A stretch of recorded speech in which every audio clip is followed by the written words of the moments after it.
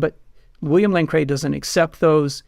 And so when he argues with atheists, he always goes to what's called the Kalam Cosmological argument. It's an argument made by Muslims in the Middle Ages, Muslim philosophers. It basically goes like this. It's like whatever has a beginning must have a cause. The universe has a beginning, therefore the universe must have a cause. And let's just say that the Big Bang theory causes a lot of difficulties for atheists because they have to admit that basically the universe began from effectively nothing. There was no space and time.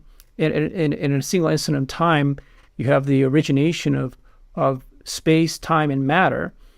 And there has to be an adequate explanation for that.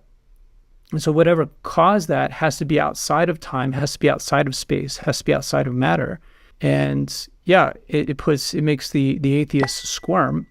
And everybody always asks, well, what was before the Big Bang? And the obvious answer is, well, God. Right.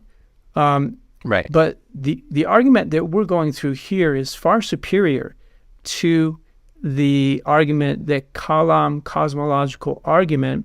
It does not rely upon some scientific theory. And as we're going to see, we're able to derive from this cosmological argument a thick version of God rather than a very thin version of God. So the thick version of God would be a God with the attributes of God that we know also by revelation. There's many attributes of God that we can derive from this metaphysical proof. So when we conclude to, therefore God exists, we must say what is contained in that notion of God that we've derived, because there's many different ideas about God. God is just a word. So what is the concept that corresponds to that word, God? It depends on the proof that you use. So the proof of where you reach a God who kicks off the universe and with a big bang, a sudden burst of energy where he creates all the matter of the universe, is a God that's not so close to the Catholic God, because he's kind of more like the Deist God of the Freemasons, who just sort of he kicks off the first domino, he goes and takes a smoke break, and he says, wow, he just watches his own handiwork.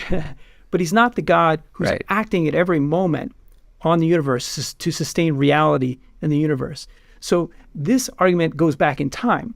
It says, well, there has to be somebody to kick it all off. But the argument that I'm giving you refers to a cause that must be acting at every moment.